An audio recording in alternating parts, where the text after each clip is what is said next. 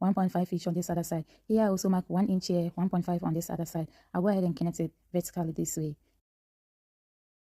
I'll come here and step down by 1/2 inch, go ahead and connect it this way to that 1/2 inch, and then this other way to that 1/2 inch.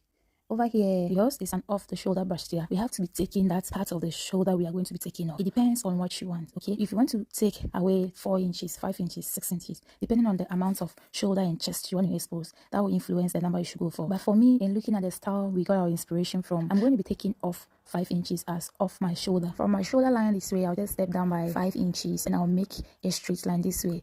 Once we are done marking our off the shoulder line, from here, let's come in by 2 inches. After that, we just make a line this way.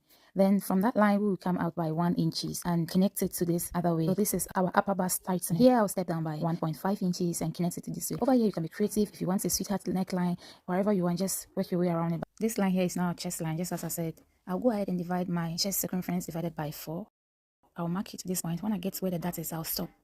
Pick it again and continue the marking from where the other dot leg started. I'll make sure I mark wherever I'm getting this way, whether it is going outside or inside, wherever it ends, mark it there. This way mine was exceeding our armhole line, so I have to go ahead and redraw my armhole. Okay, so this is how it was done. So we don't need this part any longer. Here, let's mark our waist circumference divided by 4.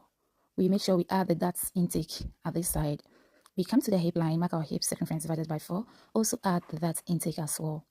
All we need to do now is to go ahead and connect our points. Here it's very pointy. Let's go ahead and blend it. Over here we step down by 2 inches. Come here and mark 1/2 inch from the bust point and mark it. This is our bust dot.